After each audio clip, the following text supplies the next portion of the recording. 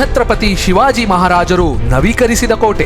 ನಿರ್ಣಾಯಕ ಮಿಲಿಟರಿ ಹೊರಟಾಣೆಯಾಗಿ ಕಾರ್ಯನಿರ್ವಹಿಸಿತ್ತು. ಟಿಪ್ಪು ಸುಲ್ತಾನ್ ಮತ್ತು ಮರಾಠ ಒಕ್ಕೂಟದ ನಡುವಿನ 1787ರ ಗಜೇಂದ್ರಗಡದ ಒಪ್ಪಂದ ಇತಿಹಾಸದ ಪುಟ ಸೇರಿತು. ಸುಮಾರು 2109 ಅಡಿ ಎತ್ತರದಲ್ಲಿರುವಂತಹ ಈ ಕೋಟೆಯನ್ನ ಆನೆಕೋಟೆ ಎಂದು ಕರೆಯುತ್ತಾರೆ.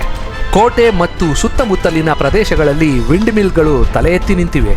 ಸುಣ್ಣ ಮತ್ತು ಬೆಲ್ಲದ ಗಾರೆಯಿಂದ ಮಾಡಿರುವಂತಹ ಬಸವ ಕಾವಲು ನಿಂತಿರುವುದು.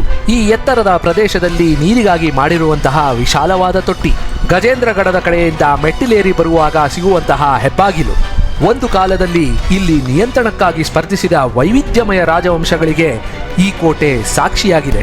16ನೇ ಶತಮಾನದ ವಾಸ್ತುಶಿಲ್ಪವುಳ್ಳಂತಹ ಕಾವಲುಗೋಪುರ, ಮರಾಠರ ಮಿಲಿಟರಿ ಇಂಜಿನಿಯರಿಂಗ್ನ ಒರಟಾದ ಪ್ರಾಯೋಗಿಕ ರೇಖೆಗಳು, ಸೂಕ್ಷ್ಮವಾದ ಮೊಘಲ್ ಪ್ರಭಾವಗಳನ್ನ ಇಲ್ಲಿ ನೋಡಬಹುದು. ಮೆಟ್ಟಿಲೇರಿ ಬಂದಾಗ ಸಿಗುವಂತಹ ಹೆಬ್ಬಾಗಿಲು, ಕೋಟೆಯ ಒಳಗೆ ಇರುವಂತಹ ಹುಡೆ, ಪಾಳು ಬಿದ್ದಿರುವಂತಹ ಕೋಟೆಯ ಅವಶೇಷಗಳು. ಇಲ್ಲಿರುವ ವಾತಾವರಣವು ಯುದ್ಧ ಗುರುತ್ವಾಕರ್ಷಣೆ ಮತ್ತು ಆಳವಾದ ಆಧ್ಯಾತ್ಮಿಕತೆಯ ವಿಶಿಷ್ಟ ಮಿಶ್ರಣವಾಗಿದೆ ಎಂದು ಹೇಳಬಹುದು. ತೂಗಳತೆಯ ದೂರದಲ್ಲೇ ಗರ್ಭಗುಡಿ ಹಾಗೂ ಮಾನಸ್ತಂಭವನ್ನು ಕಾಣಬಹುದು. ಗಜೇಂದ್ರಗಡ ಕೋಟೆಗೆ ಸ್ವಾಗತ.